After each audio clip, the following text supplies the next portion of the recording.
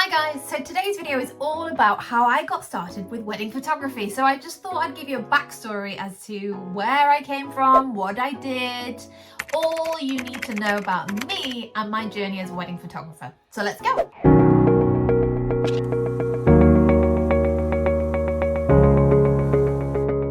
So my journey actually started in 2019. So I did my first official wedding video in 2019. However, I actually did my first wedding video when I was 16. So I had a family member who was getting married and they wanted a wedding video. So I essentially offered. I had a camera, I think it was like a Nikon D3100, very basic. I had a basic tripod that my aunt had from the 80s, and I had a basic microphone. So I essentially just filmed their wedding. So very simple. I'm actually quite proud. When I look back at the video, it wasn't too bad. I kind of used loads of examples I found on YouTube. I filmed bits and bobs throughout the wedding, the ceremony. I took it very seriously, like really seriously. But that's how kind of the seed was planted. But that was when I was 16, so a long time before that. So fast forward to 2019, I essentially have just quit my job. I quit my job completely and I decided I want to do weddings. And how did I get to that point? Essentially, I was in a job I wasn't happy with. I was working in admin and marketing and we had a bit of a fallout and I just quit. I didn't have a backup, I didn't have anything. And all I knew was how to use a camera and how I once filmed a wedding, and I just recently got married myself, so I had weddings in my brain anyway.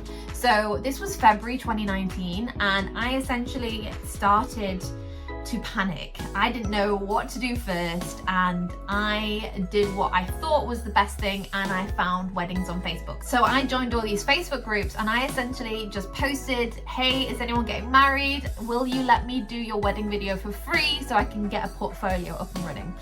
Naturally, I got a lot of responses. The bad side to this is I did get a lot of crappy responses, not ideal portfolio weddings. So people that took me up on the offer were, I mean, some of the weddings were amazing, don't get me wrong, but when you offer things for free, the value of it is obviously next to nothing. And when you do that, you have weddings that are very basic, very low budget.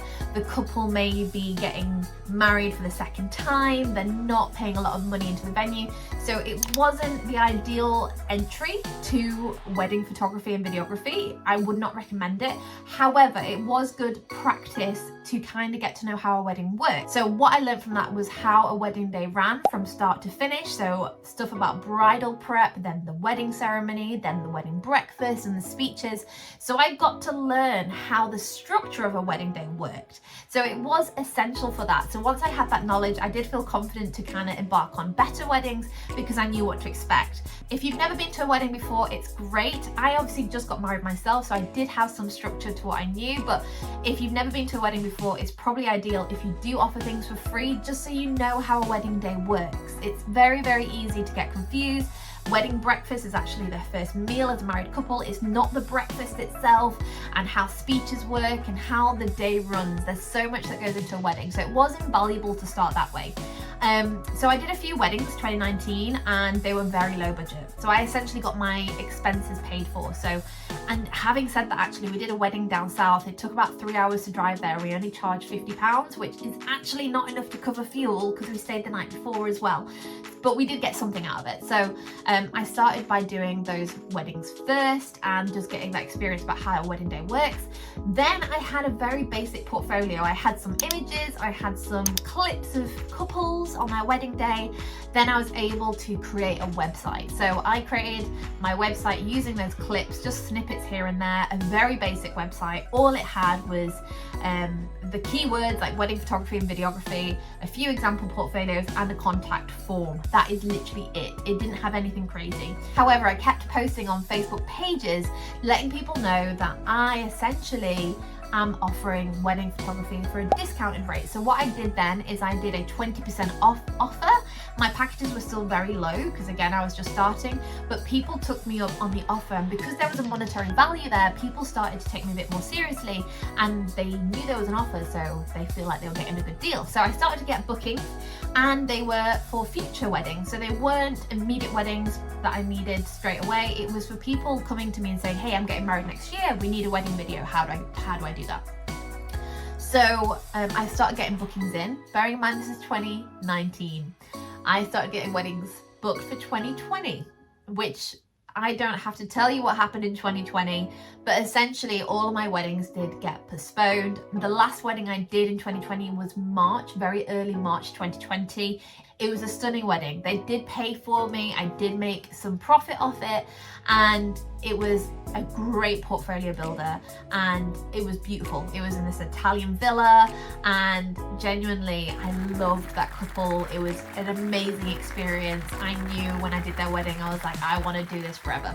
So lockdown hit, and then all the weddings I had booked in, unfortunately, did get postponed to 2022, 2023 in some cases. So what I did during that year is I started focusing on photography. So prior to this, I was just doing video. I had never done photography at a wedding before. I'd been to a wedding, I had worked behind the scenes at a wedding, but I'd not done photography yet. So how I got into photography, so I started doing doorstep photos, literally as it sounds. During lockdown, there was a phase where people were paying to have their photo taken on their doorstep. It sounds mental, but at the time when you're locked in your house and you have no reason to get dressed because you're not seeing anyone, a doorstep photo was the next best thing. So I was going round, I was actually raising money for the NHS as well, but also taking a cut myself as well. And I went round my local area. I posted it again in Facebook groups to my local area saying, hey, I'm doing doorstep photos, raising money for the NHS. Is anyone interested? We'll get a photo of you and your family. So I started doing photography, but I started doing photography for families and doorsteps and not related to weddings whatsoever. The good thing to this was it was very fast paced because I was doing about 40 doorsteps over one weekend. That's quite a lot, driving from door to door, photographing a family, getting them all posed outside, and it was fast paced, like boom, boom, boom, one after the other. Get home, I've got hundreds of photos, I'm exhausted, but it was amazing practice. Then as I started doing that, I actually got an inquiry for wedding photography.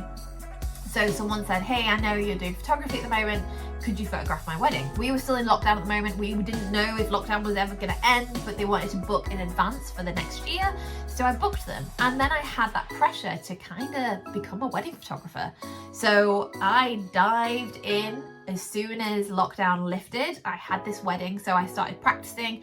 I also attended workshops as well. So if you remember, there was a time where lockdown was semi-lifted and some people were doing workshops for photography. You couldn't actually go to a wedding. Events like that were not allowed, but stuff like workshops was allowed. So I was doing workshops. I was learning how to pose models. I was learning how to do stuff that wasn't doorstep photos. I was essentially training myself during this time. So when I wasn't able to do weddings, I was doing wedding workshops, learning stuff, and I got a good portfolio for wedding photography. Even though I had never photographed a wedding workshop really did boost my portfolio to be a wedding photographer. So when I started doing workshops, I again put those on the website with my wedding videos, and then I had an influx of inquiries for photography. So I kept posting on Instagram, look at this photo. I wasn't saying it was from a workshop, which is kind of like a little bit shady, but essentially people could see that I was posing couples, they could see my photography, and I started getting bookings from that. So my packages were still quite low. Again, I was really suffering from imposter syndrome. I didn't feel like I was in the right place. I didn't feel like I could charge full price. So my packages were like 800, 1200 at a stretch, which at the time, that sounds really low for 2023, but at the time that was above low, but it was below average, if that makes sense. So I was doing those weddings and lockdown lifted and I was able to do small weddings. So I managed to get into photography practice, but with smaller weddings, people were wearing masks. And then it just kind of snowballed. So fast forward to 2022, I did, I think I did about 30 weddings on my own, but I also did a lot of second shooting. So I had a photographer that approached me. Danny was amazing, absolutely amazing. I love her so much. Her photography is amazing. And I managed to jump on the back of her work because she was doing these fabulous weddings in barns and houses, and it was just such a great experience to see this type of wedding I've not been to before. So I'd been doing all these budget weddings, and then suddenly I was being shown all these like not extravagant, but a lot more luxury than budget weddings. So then I was able to use the images from the second shooting from that portfolio to build up more of a clientele base around these barn weddings, a bit more higher budget. And then it just snowballed. So I really love barn weddings. I always push that out as well. And then I get more and more and more bookings. And then I started using Instagram heavily, like heavily. I'm talking every day doing a post, doing a reel as much as I can, just getting on the trends as fast as possible, and then inquiries started coming through. So I'm really happy to say that 2023, I'm completely fully booked. I have 43 weddings booked this year. And I essentially have every weekend booked apart from like 5 weekends throughout the year between now and the end of December, which is incredible. 2024, I've capped it at 40, so I no longer take more than 40 weddings because 2022 was insane.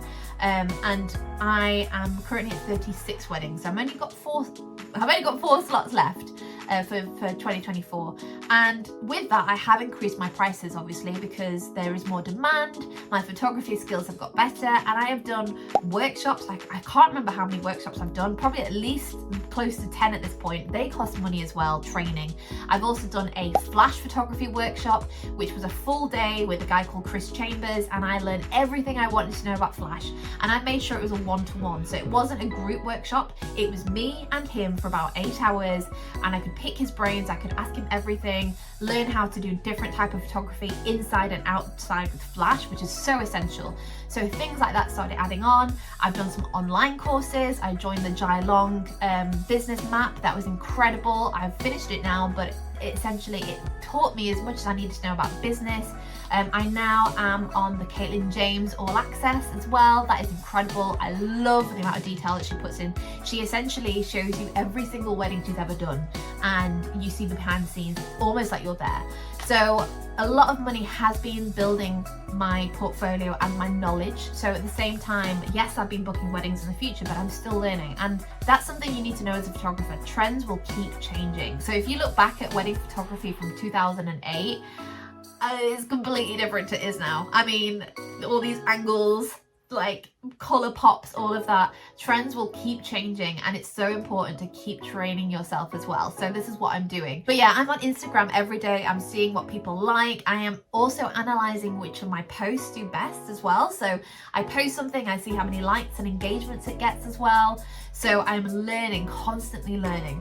So just to recap really quickly. So I started in 2019. I started very low budget, free weddings, getting in there with Facebook groups. Then it snowballed, and I started doing workshops as much as possible, training myself as possible, getting a portfolio, then booking weddings. And then whilst I'm still booking weddings, I'm still training myself, I'm doing online courses, workshops, and this is where I am now. So I'm essentially almost fully booked for the next 2 years, and 2025 is also booking up quite quickly, and that has been my journey. It's very, very quick. I've kind of skimmed over all the ins and outs, all the struggles. It hasn't been easy, I'm not gonna lie. It's been points where I'm like, do I want to do this? Is this right for me? Are we making money? I have been very blessed that I have had, I do have a husband that does provide basically the income for us. So when I had a wobbly month, we could survive on his income alone. We couldn't book any holidays or go out for meals, but essentially I've had that kind of crutch to lean back on. Whereas now we're in a position where we are buying a house, hopefully. We have a budget to survive on. My wage is actually getting higher than his. So it has been persistence. It has been a journey of, oh my God, what's going on? I'm not going to survive, to wow, this is amazing. And the business is still growing. I am now obviously going into YouTube. We are also, this is top secret news, but you know, we're gonna hear it here first. We are also doing a podcast, and this podcast is all about wedding woes. So the podcast is called Wedding Woes. It's everything, me and a celebrant friend, we talk about wedding stuff. We also talk about dramas at weddings, and it's a fun way to kind of poke holes at weddings and talk about anyone's dilemmas that they have. So please stay tuned with that. And then I'm also going into mentoring and education as well. So I'm constantly learning, I'm constantly expanding, and that hopefully is where I'm at now. So thanks so much for watching. Every Friday I release a brand new video about photography and videography at some point as well. If you have any questions, please comment below, please subscribe, otherwise I'll see you next week. Thanks guys, bye bye.